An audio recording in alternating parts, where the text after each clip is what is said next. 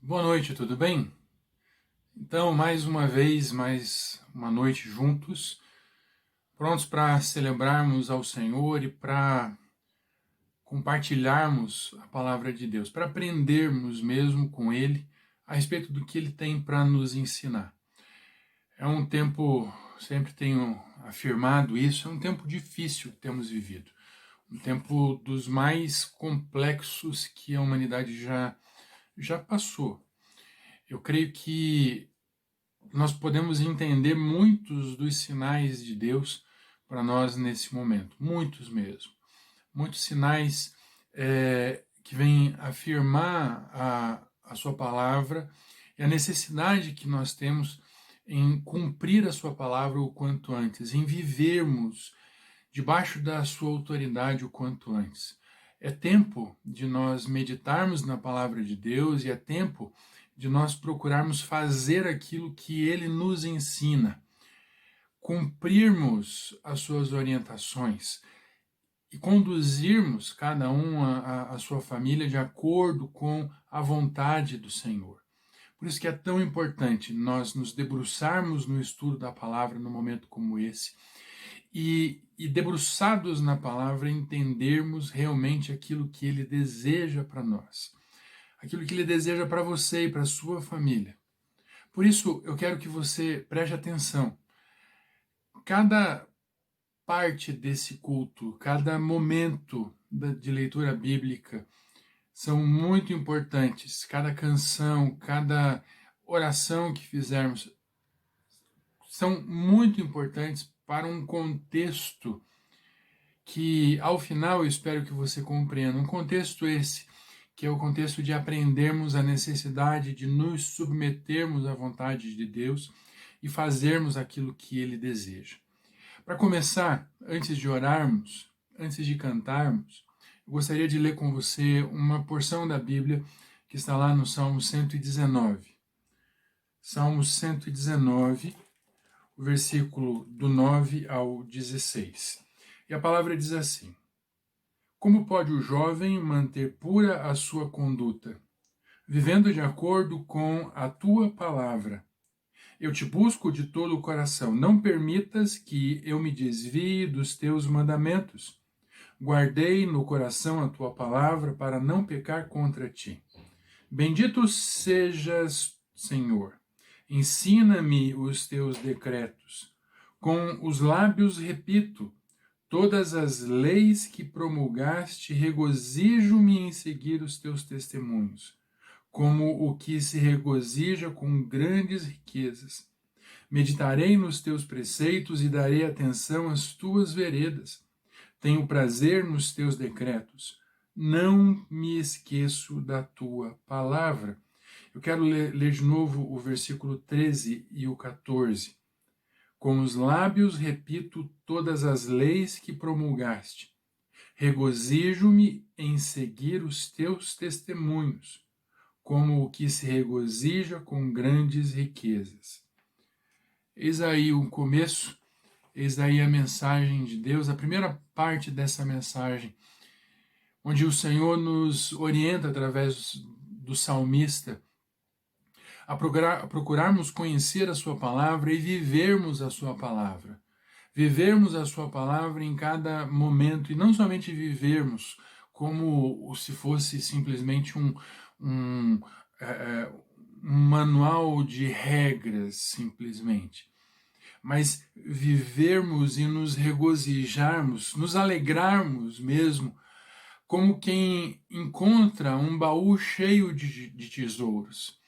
Inclusive no Salmo 119 há uma impressão a respeito disso, que para o salmista era muito mais importante e muito mais revigorante para ele encontrar os tesouros de Deus contidos na palavra, do que simplesmente encontrar um baú com muitos tesouros. Por isso é muito importante você entender isso. Vamos falar mais a respeito disso durante a mensagem, mas é importante que você compreenda a riqueza que há escondida, mas ao mesmo tempo revelada na palavra do Senhor. Escondida porque nós precisamos ler a palavra, nos debruçarmos em estudo sobre a palavra de Deus, nos debruçarmos em estudos sobre a palavra de Deus, para conseguirmos extrair ao máximo instruções para cada um de nós e para as nossas famílias. Mas revelada, porque a palavra está acessível a cada um de nós. Nós vamos orar agora. E eu quero colocar na presença de Deus a sua vida, a vida dos seus queridos, a vida dos enfermos. Mencionei na semana passada a respeito de um dos meus professores que está enfermo com Covid. Essa semana ele passou por alguns problemas e ele acabou tendo que ser entubado. E nesse procedimento eles colocam a pessoa em sedação profunda. Então, uma das coisas que ele fez antes de que fizessem o procedimento, uma das últimas palavras, ou talvez a última palavra que ele falou, que ele mencionou, foi a seguinte: orem por mim, orem, orem, orem. Mas não somente orem por ele, orem, ou por mim, no caso, orem por todos, aqueles que estão passando pela mesma situação. Por isso nós vamos orar nesse momento. Feche seus olhos comigo e vamos orar. Pai Santo e Celestial, em nome de Jesus, nós nos colocamos na Tua presença e buscamos, Senhor Deus, a Tua face, porque sabemos, Pai, que Tu és digno de todo louvor, digno de toda honra, e nós encontramos solução aos nossos problemas no Senhor. Nós encontramos solução para os nossos problemas, para as nossas dores, para as nossas enfermidades no Senhor. O Senhor é dono de toda prata, de todo ouro, mas o Senhor também nos construiu com as suas próprias mãos e conhece cada aspecto, cada meandro do nosso corpo. Por isso, ó Deus, eu coloco em Tuas mãos cada um de nós e que buscamos, ó Deus, vivermos uma vida melhor, uma vida mais próxima do Senhor. Eu peço ao Senhor, ó Deus, que abençoe a nossa comunidade, a nossa igreja, que a cada momento, Senhor, possamos encontrar no Senhor a resposta para as nossas dúvidas, a resposta para as nossas aflições. E que a cada momento, Senhor, nós possamos nos colocar diante do Senhor e colocar desveladamente, Senhor, tudo aquilo que está no nosso coração, para que o Senhor nos responda e nos direcione. Pai Santo, em nome de Jesus, eu peço ao Senhor pela vida do Clementino, esse que é Teu servo, ó Deus, e que Te busca e busca fazer a Tua vontade há tanto tempo. Em nome de Jesus, Senhor Deus, que o Senhor esteja cuidando dele. Ó Pai, Mauro Clementino foi um dos, talvez, o pastor que mais me influenciou com suas palavras e com os seus atos. Eu clamo ao Senhor, ó Deus, pela vida dele, pela vida da sua família, sua esposa querida também, os seus filhos. Cuida de cada um deles, ó Pai. Mas nesse momento, em específico, pela vida do Mauro Clementino, que ele ouça a sua voz lá onde ele estiver, Pai. Mesmo sedado, mesmo desacordado, ó Deus, que ele sinta o teu amor e que ele ouça, ó Pai, com os ouvidos do coração, aquilo que o Senhor tem para ele. Abençoa o nosso culto. Que sejamos grandemente abençoados pelo Senhor. Abençoa os nossos corações para que a Tua palavra, Pai, faça morada neles e a nossa mente, ó Deus, seja instrumentalizada com o Teu Espírito para fazermos a Tua vontade. Recebe, ó Deus, os nossos louvores que cantaremos daqui a pouco. Recebe as nossas orações, aquelas que fazemos agora, aquelas que fazemos depois, Pai, durante a semana. E ouça-nos, ó Pai, o que eu peço, em nome de Jesus. Amém. Querido Deus, abençoe você. Agora nós vamos cantar. Vamos continuar a louvar o Senhor. Já louvamos através dessa oração. E agora vamos louvar através das canções. E vamos continuar louvando. Que seja a adoração, que a adoração seja constante nas nossas vidas. Vamos fazer isso nesse momento.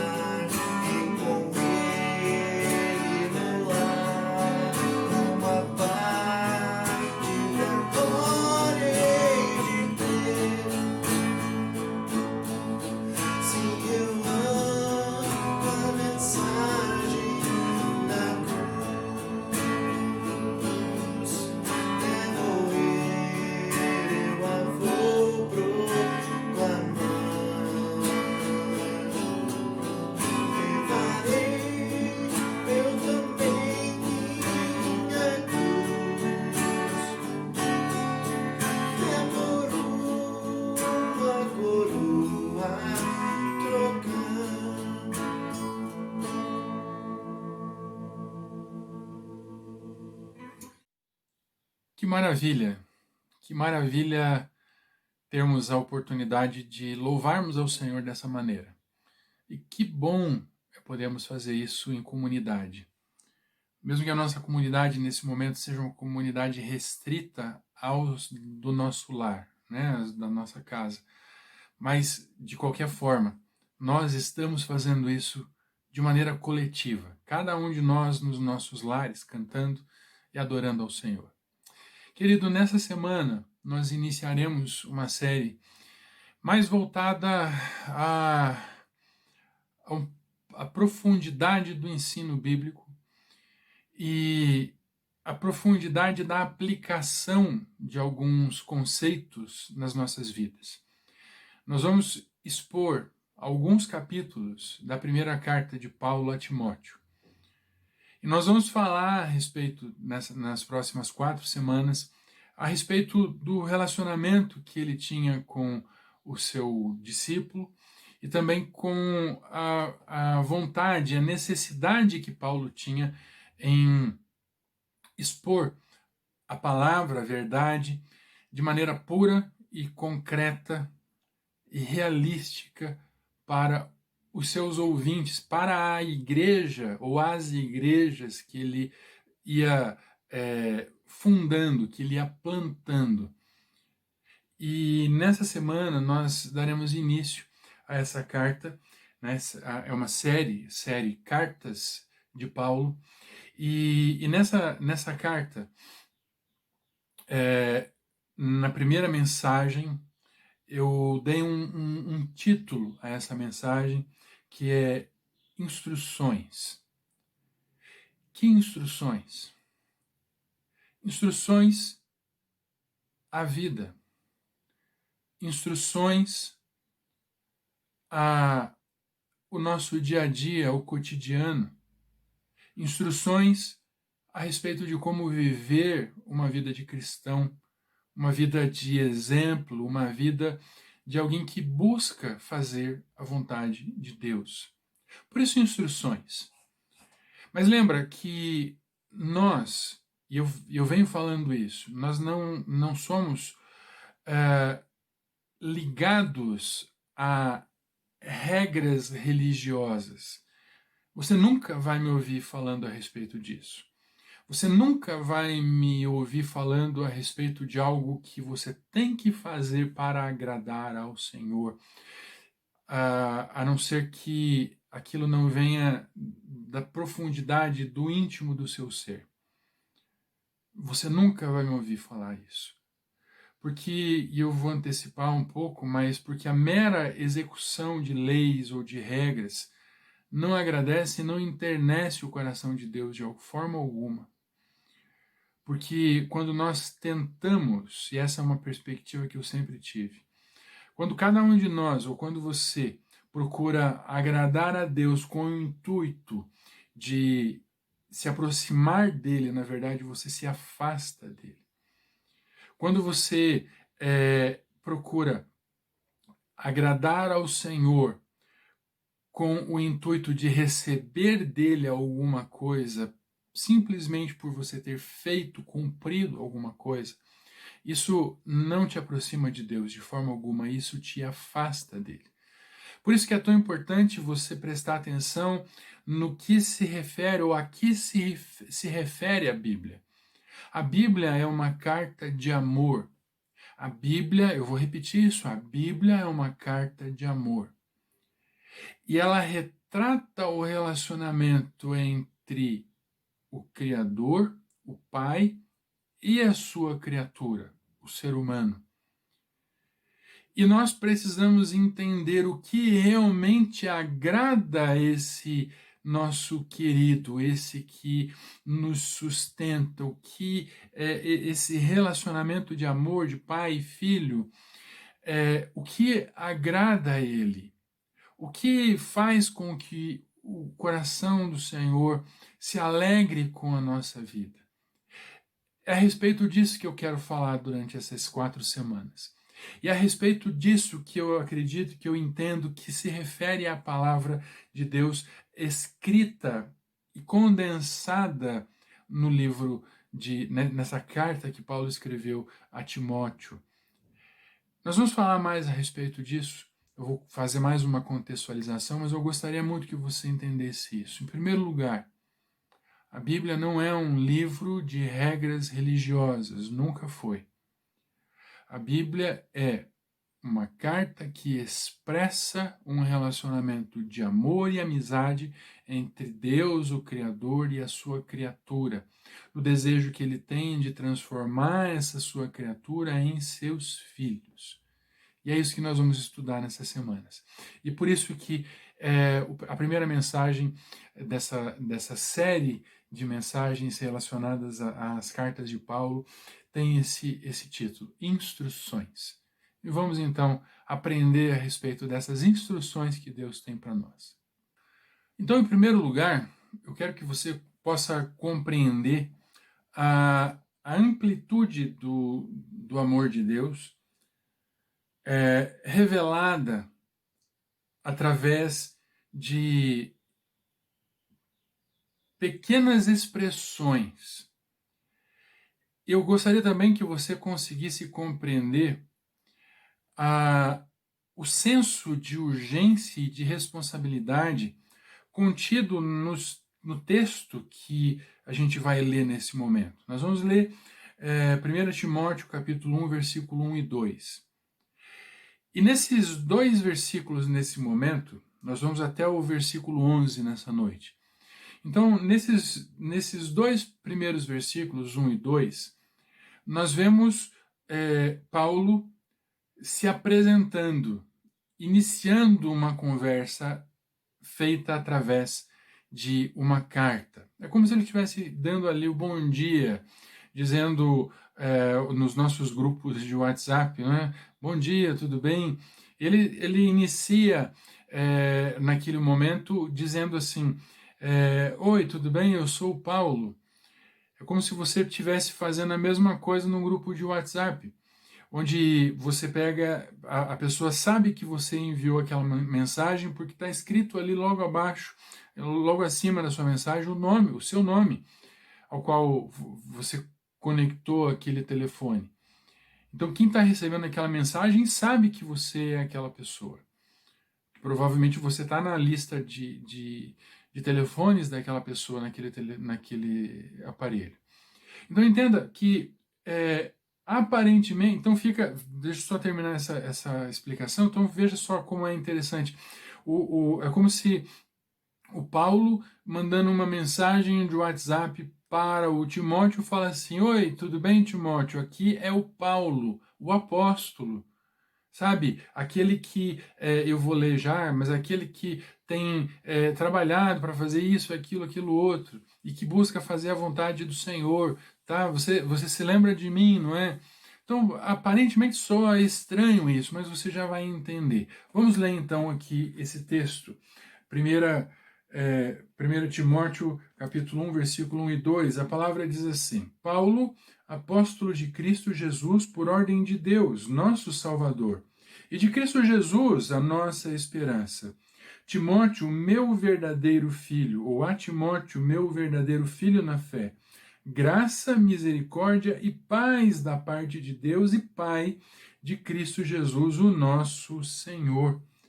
Então veja, é evidente, sempre foi evidente que Paulo conhecia Timóteo. Eles tinham um relacionamento de discipulado, eles tinham um relacionamento de amizade, eles tinham um relacionamento inclusive de confiança, porque Paulo, sentindo a necessidade de fazer algumas coisas e de dar algumas orientações, ele dá instruções para Timóteo cuidar daquela congregação. E aí ele vai adiante, vamos falar a respeito disso mais adiante também, mas entenda, o Paulo e o Timóteo eram conhecidos, então por que ele se apresentou? Por que ele se apresentou? Ele se apresentou porque ele queria que a igreja também lesse ouvisse essa palavra. E queria que a igreja entendesse quem ele era e por que ele estava fazendo aquilo. Ele desejava que a igreja entendesse qual era a força daquilo que ele estava dizendo e aonde ele gostaria de chegar. Por isso que ele se apresenta, Paulo, apóstolo. Mas o que é apostolado? O que é um apóstolo? E por que ele se apresenta dessa maneira? Porque ele se coloca. Em primeiro lugar, eu gostaria que você entendesse algumas coisas, umas minúcias a respeito desse texto e de quem é Paulo. Paulo é uma aproximação do nome Saul, ou Saulo. Né? Saulo é o nome grego para grego ou latino para Saul, que era o nome hebraico do apóstolo Paulo. E quando ele se converte depois de algum tempo, ele assume um outro nome, esse outro nome é Paulo, Saulo, Paulo. Então o Saulo que se transformou em Paulo está dando algumas orientações e fala a respeito de si mesmo como um apóstolo. Por que ele mudou de nome? O nome Paulo significa pequeno. Pequeno, pequeno. Uma pessoa pequena. A pessoa que se sente pequena diante da enormidade da sua responsabilidade. E por que ele tomou essa iniciativa de mudar de nome? O nome dele era Saul, Saulo. Nome de rei. E o que significa Saulo? Talvez você nunca tenha prestado, ou Paulo, ou Saul, talvez você nunca tenha buscado esse significado. Mas Saulo significa implorado, desejado, solicitado. Foi o que aconteceu com Saul, o rei Saul. Ele foi desejado, implorado. As pessoas, o povo queria muito que tivesse um rei. Então eles pegam e insistem muito com o Daniel, o profeta Daniel, o profeta Samuel. E ele pega, então, que era um juiz, né? O Samuel era um juiz, e ele então se coloca na presença de Deus e apresenta esse requerimento do povo que queria um rei. E ele vai e escolhe alguém que se chama Saul, desejado, implorado, solicitado. Entende a diferença? Porque Paulo, em um determinado momento da sua vida, quando ele ainda se chamava Saulo, ele perseguiu a igreja. Ele era uma pessoa importante entre os judeus, no tribunal dos judeus. E ele perseguia os cristãos, os judeus que haviam se convertido ao caminho de Cristo. E ele, de perseguidor, ele se tornou um perseguido. De perseguidor, ele se tornou convertido à palavra, ao caminho de Cristo. Então, naquele momento, ele deixa de ser Saulo, o desejado, o implorado, o solicitado. Ele deixa de se sentir assim e entende a sua pequenez diante de quem realmente é o Senhor. Por isso que é tão importante você entender. E quando ele fala Paulo, apóstolo, quando ele fala Paulo, apóstolo de Cristo Jesus, ele está dizendo que ele é alguém que vem de Cristo, que veio de Cristo, que veio com uma responsabilidade, com uma atribuição vinda do Senhor. Apóstolo é aquele que é mandado em uma determinada missão, com algum determinado projeto, com algum determinado propósito. E qual era o propósito de Saulo? Testemunhar a ressurreição de Cristo, a verdade de Cristo. Ele viu o Senhor Jesus. Mesmo que ele não tenha convivido com Cristo, ele viu em um determinado momento, no caminho que ele fazia para Damasco, perseguindo alguns cristãos, ele viu o Senhor Jesus ressuscitado. Então ele foi testemunha e naquele momento ele recebeu um chamado de Cristo.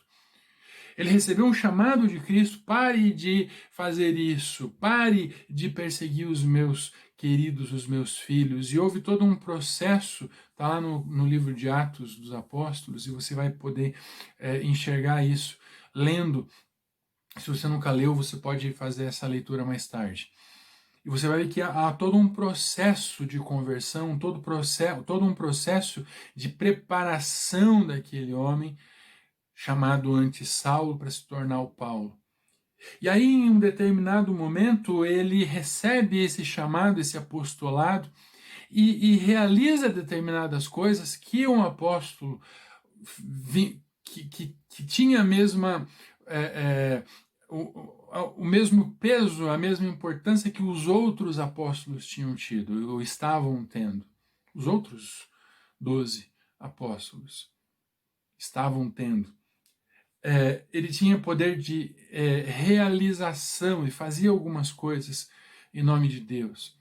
Ele lançava ali, junto com os outros, ele lançava a fundação da Igreja de Cristo. E é interessante pensar que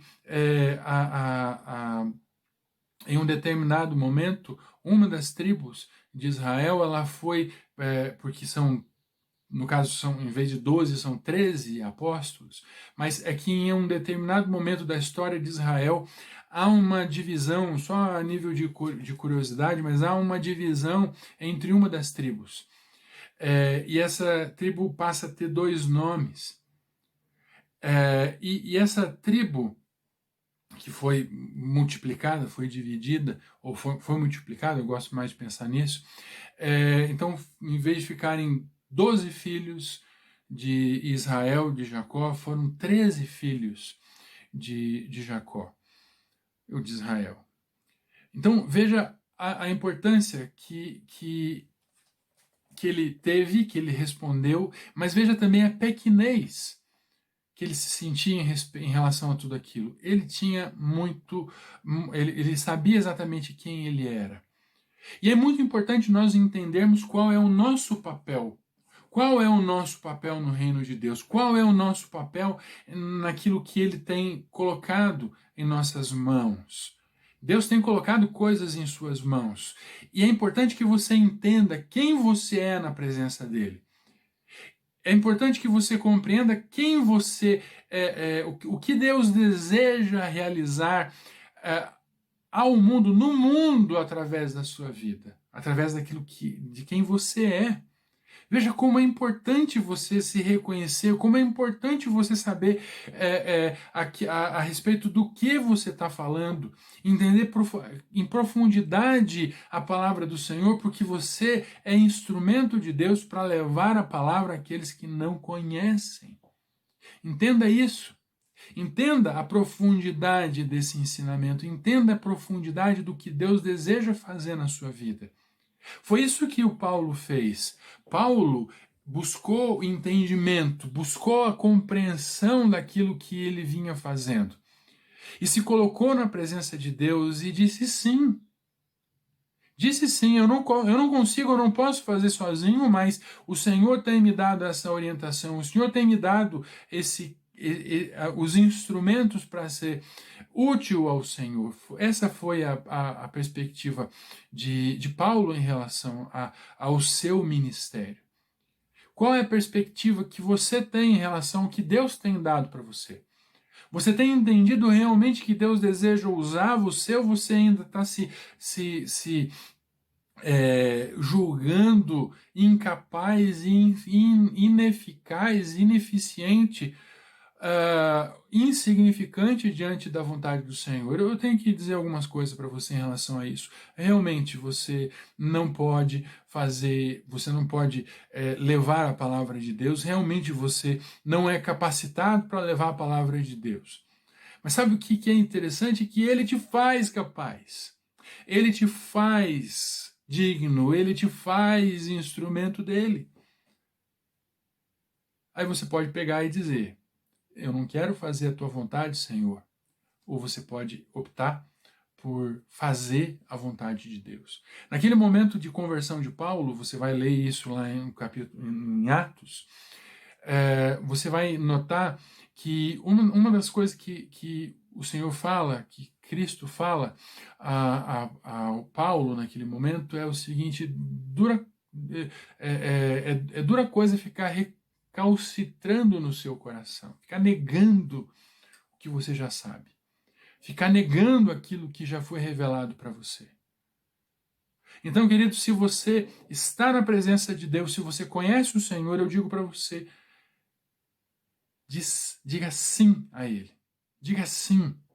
E assuma o seu ministério, assuma aquilo que Deus deseja realizar na sua vida. Diga sim.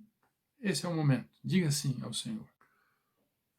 Então, em segundo lugar, ainda nesse mesmo trecho, nesse mesmo capítulo e nesse mesmo versículo, você vê, eu vou ler novamente, Paulo, apóstolo de Cristo Jesus, por ordem de Deus, nosso Salvador, e de Cristo Jesus, a nossa esperança, a Timóteo, meu verdadeiro filho na fé. Graça, misericórdia e paz da parte de Deus Pai e de Cristo Jesus, o nosso Senhor. Veja o quanto é interessante, o quanto é importante nós entendermos que somos instrumentos de Deus, que somos instrumentos e somos operadores daquilo que Ele nos oferece, do que Deus nos oferece. Então, como eu falei antes, Paulo, sabendo da sua responsabilidade, ele se apresenta diante daquela igreja e fala: eu estou aqui para fazer a vontade de Deus. E ele faz isso escrevendo uma carta para o seu discípulo, ao seu verdadeiro filho na fé, chamado Timóteo. E ele faz isso, em primeiro lugar, como eu falei antes, para mostrar quem ele era em Deus, em Cristo. E ele pega e ele aponta qual era o relacionamento dele com Timóteo. E é interessante você compreender o que significa esse relacionamento. Qual é o impacto desse relacionamento de discipulado na vida de uma pessoa. Certamente nós temos tido pessoas que são influentes nas nossas vidas. Certamente você tem uma ou outra, ou muitas pessoas que têm te influenciado na jornada, na sua jornada profissional, na sua jornada pessoal, na sua jornada na igreja. E essas pessoas, elas são instrumentos. Eu mencionei naquele primeiro momento, há outros mentores na minha vida, com certeza, mas o Mauro Clementino, ele tem sido ainda, foi no meu período de seminário, uma luz. Ele me mostrou muitas peculiaridades a respeito do ministério e me ajudou a tomar determinadas decisões que pautam a minha vida ainda hoje. Então, ele fez o que ele fez na minha vida foi mais ou menos o que ele tem feito, inclusive ainda na minha vida, ainda hoje, mesmo que a gente não tenha contato, é algo parecido com o que o Timóteo recebeu de Paulo. Ele não foi evangelizado por Timóteo, por Paulo. Timóteo não foi evangelizado por Paulo. O Timóteo foi evangelizado pela sua mãe e pela sua avó. Sabe, há algumas características relacionadas a esse homem chamado Timóteo. E eu gostaria de compartilhar com você. Então, em primeiro lugar, ele era alguém que, aos olhos de um judeu, ele era judeu, mas ele era um judeu afastado. Ele era judeu porque ele era filho de mãe judia. O pai dele era grego, provavelmente não era um judeu. E em uma das viagens de Paulo pela Ásia, ele encontra com uma mulher chamada Eunice e com uma outra mulher chamada Loide. E essas duas mulheres ouvem a palavra de Deus através daquilo que Paulo vinha ensinando, ouvem, se convertem e são influentes na criação daquele rapaz chamado Timóteo, que cresce, que vê a transformação na vida da sua mãe, da sua avó, e então toma a iniciativa de se tornar também um cristão. Tanto é que em um determinado momento ele precisa passar por um ato religioso para ser aceito entre os judeus. Não é o caso falarmos disso nesse momento, mas é algo a se notar. Ele cria em Cristo, mas ele não achava necessário na sua vida tomar determinadas atitudes religiosas. Entenda, então, que o Timóteo, que era filho da Eunice, neto da Lóide, que era filho de um pai grego, em um determinado momento encontra-se com Jesus. E Paulo, ouvindo falar da fé que esse rapaz tinha e percebendo que ele era alguém de fé, alguém responsável, alguém inteligente, capaz de conduzir a sua igreja, ele vai e caminha com ele e o ensina na palavra de Deus.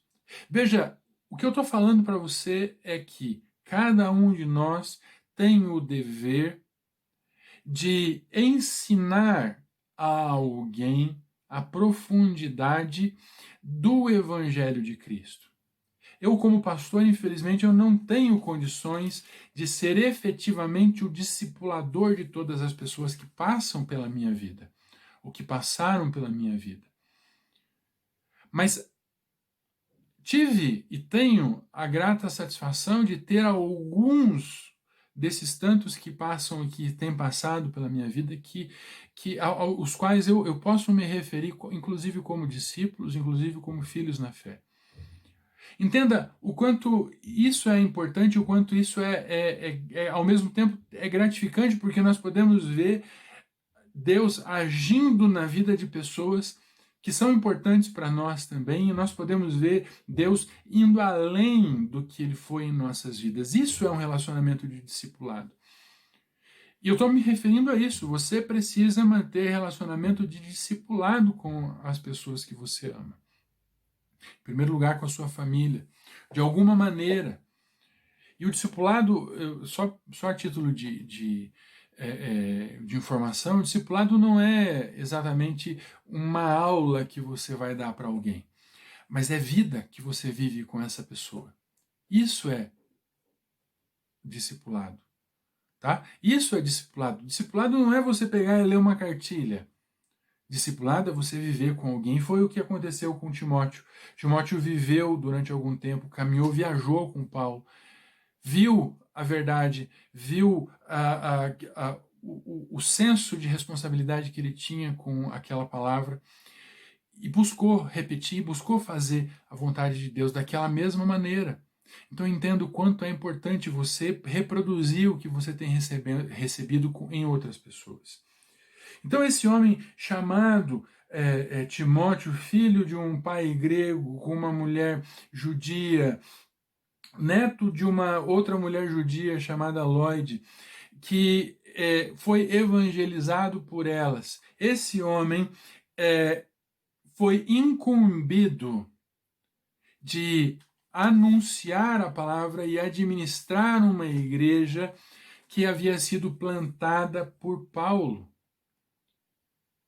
Então, quando Paulo pega e escreve essa carta, ele fala ao seu filho na fé, ao Timóteo, ele dá a ele algumas instruções de como ele deveria agir na sua própria vida e também na vida daquela igreja.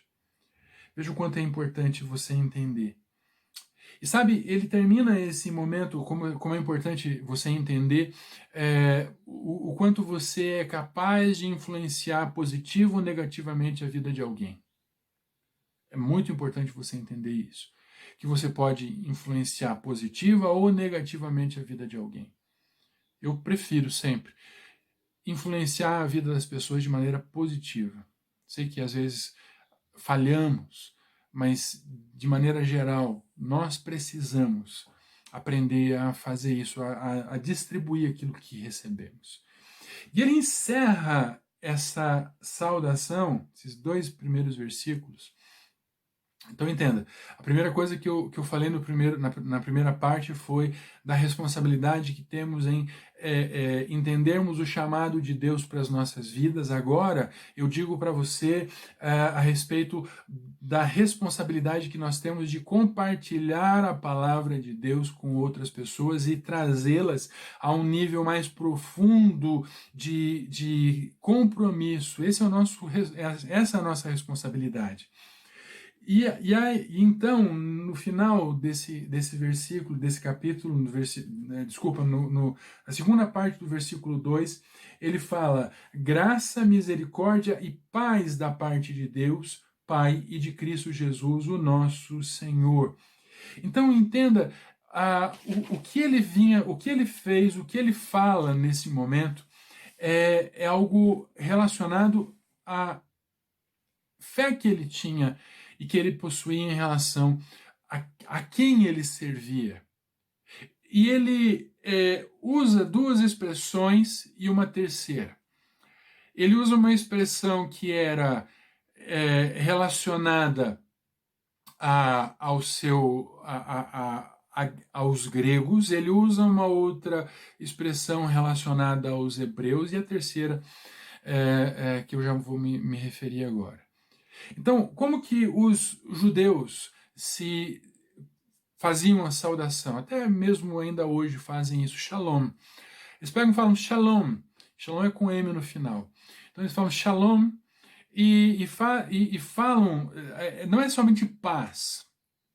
Esse shalom é a profundidade da paz de Deus na vida de alguém. Quando um judeu, quando alguém deseja a shalom na sua vida, ele está desejando a plenitude da paz de Deus na sua vida em todas as áreas, não somente na área espiritual, mas na área da sua carreira, na sua família, em todas as áreas da sua vida. Ele deseja a paz plena, é isso. E aí ele pega e fala graça, né? Ele fala a graça, misericórdia e a paz. E quando ele fala a graça, ele estava se referindo, esse era um costume que os gregos tinham de se cumprimentar, os gregos que vinham se convertendo. Eles se cumprimentavam dessa maneira, falando a graça. E o que significa essa graça? A graça de Deus, porque não temos como nos aproximar de Deus se não for pela sua intenção, pela sua graça, pela sua iniciativa. Não tem como eu ou como você se aproximar de Deus se não for pela autorização dele. Viu como é profundo? Palavras simples, mas são muito profundas e que provocam uma transformação em nós se nós conseguimos entender o que ele fala. E a misericórdia, o que significa misericórdia?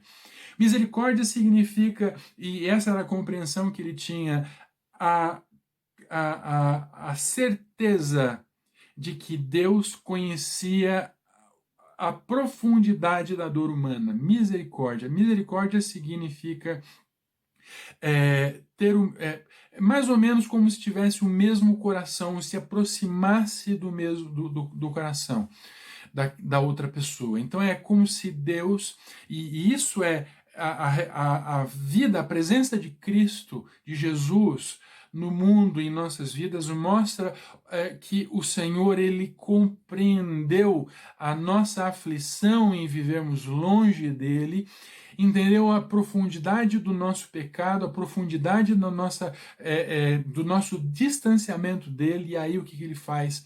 Sabendo da nossa dificuldade, do nosso isolamento, da nossa orfandade, ele sente o mesmo que nós sentimos, a mesma dor que nós sentimos, e nos entrega a Cristo. Vê que profundidade nesse cumprimento, a graça, a misericórdia e a paz. A graça, o amor que vem de Deus, a misericórdia, o amor que sente a minha dor e a paz, que ela transcende tudo aquilo que eu conheço e tudo aquilo que eu posso imaginar. Viu que maravilha? Viu que maravilha que pequenas palavras e pequenas atitudes encerram, né, dentro delas? E essas palavras, elas ensejam uma ação, e a ação é colocarmos em prática o que ele tem nos dado. Colocarmos em prática tudo aquilo que ele nos tem oferecido, para que outras pessoas sintam a mesma coisa que a gente sente.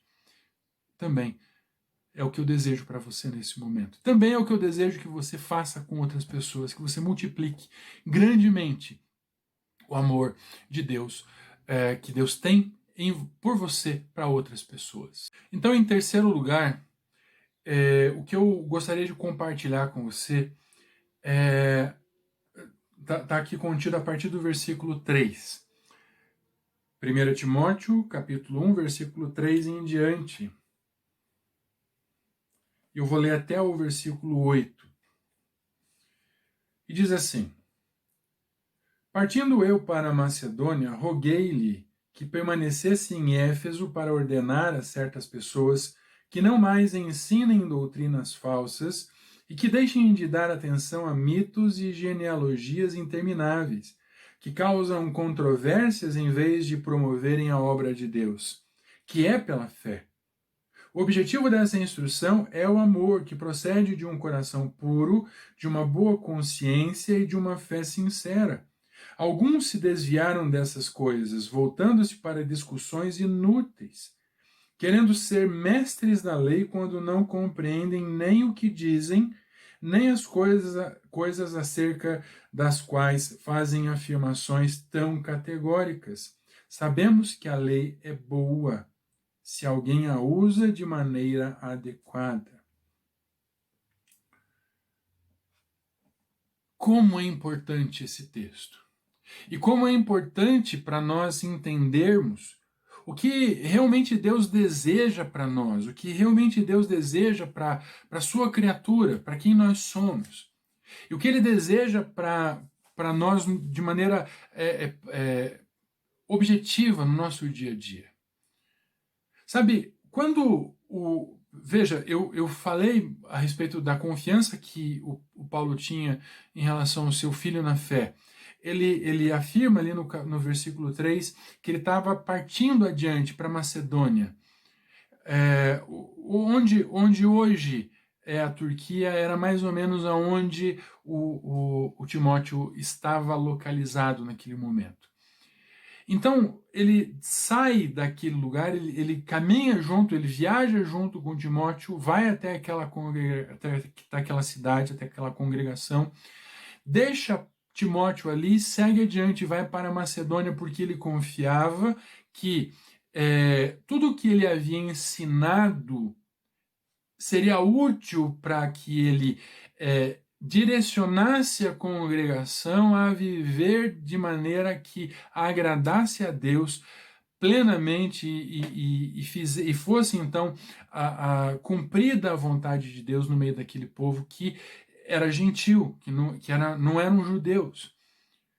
Então, em um determinado momento, ele pega e ele fala, repetindo ali, ele dá uma orientação clara. Você vai ensinar essas pessoas de acordo com aquilo que você aprendeu comigo, com a vida que você viveu comigo, com aquilo que você ouviu eu fazendo, viu eu fazendo, não ouviu o que eu falei, fez e fazendo vendo o que eu fiz. Então você vai repetir isso. Isso é discipulado, como eu falei antes. Você ouvir e ver e entender que aquilo que você ouviu e viu se coaduna com a palavra de Deus e então você pratica. Então Paulo sabia que o que ele vinha fazendo realmente era da vontade de Deus, ele sabia que o que ele ensinava vinha da palavra de Deus. Então, qual é a vontade que ele tinha, o que ele desejava, o que ele estava anunciando, na verdade, ali para eles naquele momento? Ele falava a respeito daquilo que ele tinha convicção, daquilo que realmente faria diferença na vida das pessoas. Ele não tinha dúvida de que a palavra que ele anunciava vinha da palavra do Senhor. E ele fala a respeito da lei.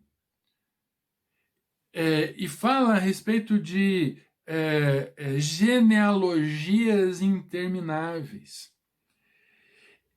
E o que isso significa? O que significa isso? Veja, a gente entende que o Paulo ele era membro do Sinédrio. Ele era alguém importante no meio. O que era o Sinédrio? Era como se fosse um tribunal que os judeus tinham. O judeu, até mesmo hoje ainda, por mais que Israel não seja exatamente um estado religioso, eles entendem que Deus permeia toda a sua cultura. Mesmo que os judeus, naquele momento, fossem uma colônia dos romanos, os romanos deixavam eles terem as suas atividades e permitia que eles mantivessem alguns costumes ou os seus costumes práticos e políticos. Então eles tinham um tribunal que era o Sinédrio. Esse tribunal era composto por pessoas que eram reconhecidas, eleitas pela comunidade e eram responsáveis, então, por manter a pureza da palavra de Deus. O Saulo, naquele momento, o Paulo, né, mas quando ele era criança, ele foi educado aos pés, ele foi discípulo de alguém chamado Gamaliel, que também era membro do Sinédrio em um determinado momento. Então entenda que o Paulo ele conhecia a lei, ele sabia do que se referia a lei, ele conhecia, ele sabia o que se passava nas escrituras, ele conhecia as escrituras. E conhecendo as escrituras, depois que a palavra se revela a ele, né? Lembra em João capítulo 1, diz que o verbo se fez carne, verbo é palavra de Deus. Deus fez todas as coisas por intermédio da palavra, por intermédio de Cristo. Então, quando Cristo se revela a ele entende então a amplitude da lei e consegue entender que a lei revela Cristo, que a lei revela o amor de Deus. E aí o que ele faz? Ele pega e diz, olha, ensina para essas pessoas o que realmente é a lei e fala para eles deixarem de lado as coisinhas, deixarem de lado certas minúcias que não servem para nada, para que eles então consigam compreender realmente o amor de Deus, realmente a profundidade do amor de Deus. Então, Paulo sabia qual era a verdade a respeito do Evangelho, a verdade a respeito da Bíblia, da Escritura. Paulo sabia, ele tinha convicção de que a Escritura, toda ela, se refere a Cristo. E alguém pode perguntar, mas o Antigo Testamento fala a respeito de Cristo, de Jesus, o tempo todo, do começo ao fim. Cada aspecto da palavra de Deus no Antigo Testamento aponta para a vinda de Jesus, para o nascimento de Jesus, para o sacrifício de Jesus, para a ressurreição de Jesus. Mostra o amor de Deus revelado em todos os momentos. Não há nenhuma sombra de dúvida em relação a isso. Então ele conseguia entender, o Paulo ele sabia que a única verdade aceitável era, e a verdade absoluta, máxima, é que Jesus Cristo é o caminho. E que Jesus Cristo é o Senhor, que Ele é Deus. Que Ele veio para, e esse faz parte do credo dos apóstolos, Ele veio em carne, foi concebido de maneira virginal, cresceu como um ser humano para identificar-se, porque foi realmente ser humano, se identificou completamente, plenamente, 100% homem, 100% Deus. Mas fez todas as coisas como um homem e foi até a morte e morte de cruz. Então, ele pega sabendo disso, sabendo que Cristo, que a palavra se referia o tempo todo, ou se refere o tempo todo ao Senhor Jesus, ele pega e não admite que outras palavras, outras instruções fossem anunciadas ali. Então entenda o que eu estou dizendo. Eu estou dizendo que quem salva é o Senhor Jesus. Quem cura é o Senhor Jesus. Quem restaura é o Senhor Jesus. Isso é o que ele ensinava. Ele ensinou isso. Jesus ensinou isso, viveu isso. Paulo aprendeu isso, creu nisso, vivia por isso e anunciava a mesma coisa. E desejava que os seus discípulos, que as igrejas às quais ele servia e serviu e que ele plantou, entendessem isso e se afastassem de coisas que não faziam sentido. É como se não fosse suficiente Cristo na vida de alguém, mas ele precisasse, por exemplo, fazer a circuncisão para que essa pessoa fosse aceita por Cristo, por Deus. Por isso que eu mencionei antes que o Timóteo conhecia muito bem a palavra do Senhor, ele entendia que ele não precisava passar pela circuncisão, que ele não precisava se tornar um judeu para ser aceito por Deus, porque Deus já o havia aceitado. O amor de Deus é suficiente. E é isso que ele anuncia. E é isso que o Paulo anuncia, que o amor de Deus é suficiente. E esses textos, até o versículo 8, mostram isso para nós. Mostra isso para nós, que qualquer outra coisa, qualquer outra obrigação que alguém o imponha para que você seja aceitável ao Senhor é mentira. Porque a única coisa que te faz aceitável ao Senhor é Cristo Jesus. Só isso.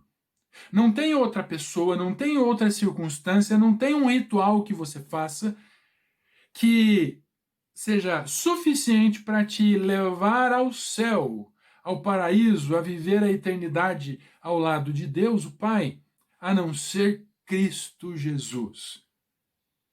Cristo Jesus te leva para lá. Cristo Jesus é o caminho, ele é o caminho, ele é o mapa. Ele é o tesouro escondido na Escritura.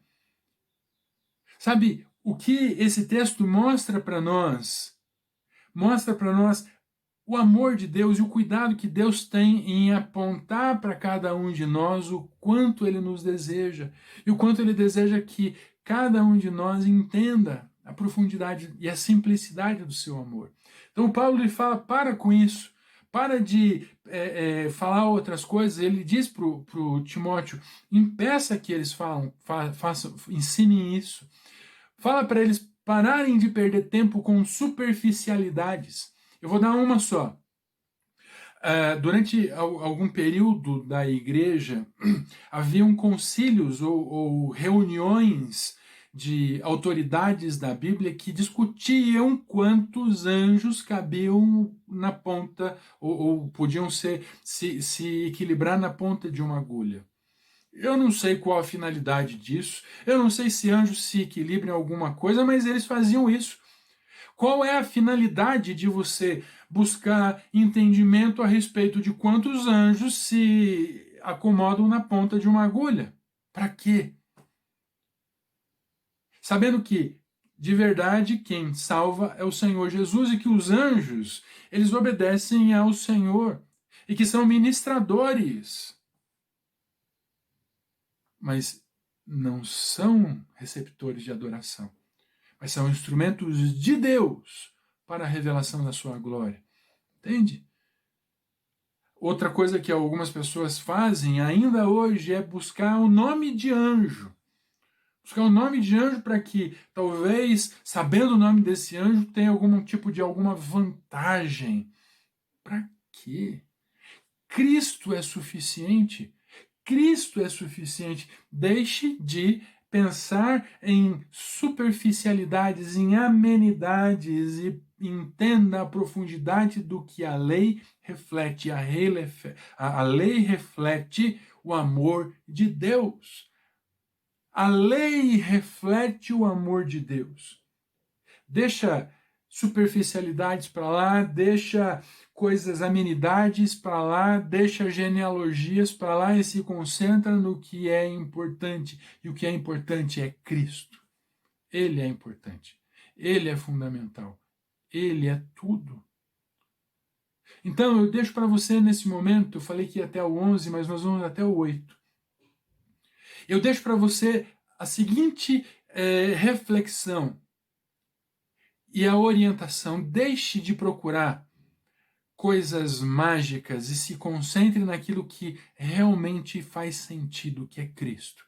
Ele faz sentido, ele tem a disposição de te alcançar e de te salvar, te curar e te enviar.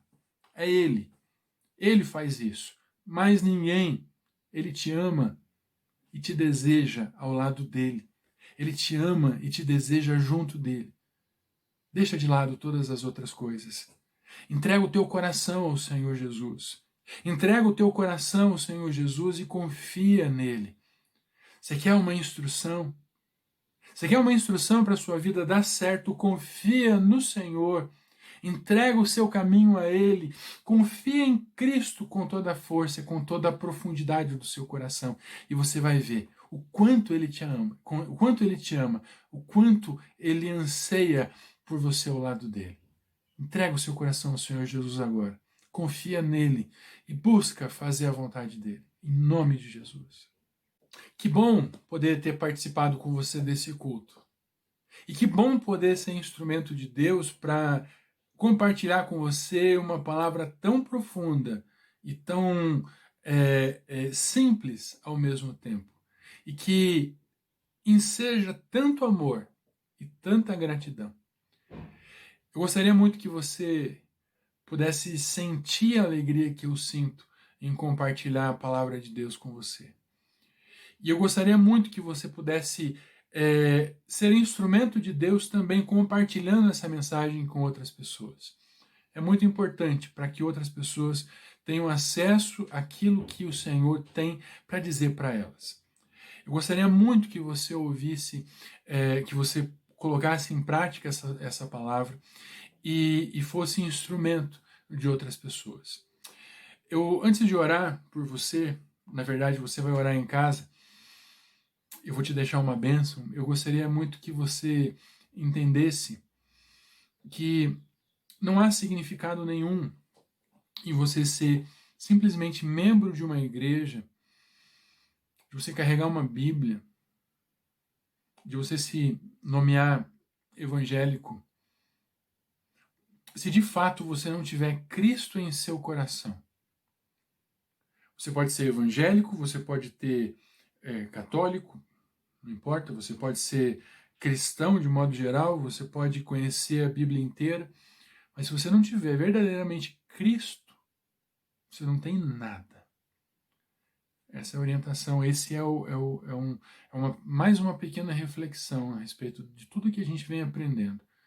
Se você não tem Cristo, se você não é de Cristo verdadeiramente, você não tem nada. Pode conhecer a Bíblia do começo ao fim, decor. Pode cumprir obrigações religiosas todos os dias, mas não tem nada. A palavra diz que em algum momento o Senhor vai olhar para nós e vai dizer, não te conheço. Você vai dizer para ele, olha, eu fiz isso, fiz aquilo outro, te servi.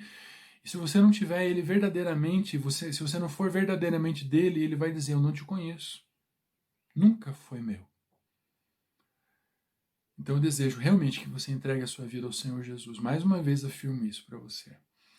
Eu desejo que você, ao encerrar esse culto na sua casa, você realmente ore um pelo outro, que dê as mãos ali um para o outro, seus parentes, as pessoas que estão junto de você. Dê mãos, né, dê as mãos e ore um por outro, interceda um pelo outro. E eu deixo você nessa semana com essa bênção, a bênção apostólica. Feche seus olhos. Que o amor do Pai, a graça e a misericórdia de Cristo Jesus, a comunhão e a consolação do Espírito Santo esteja com você, que está ouvindo essa mensagem, que é igreja, e sobre toda a igreja que se reúne ao redor do mundo, em nome de Jesus. Amém e amém. Que você tenha uma semana abençoada, que você tenha uma semana cheia da presença de Deus e que a palavra do Senhor se revele na sua vida o tempo todo. Deus te abençoe. Até a próxima semana.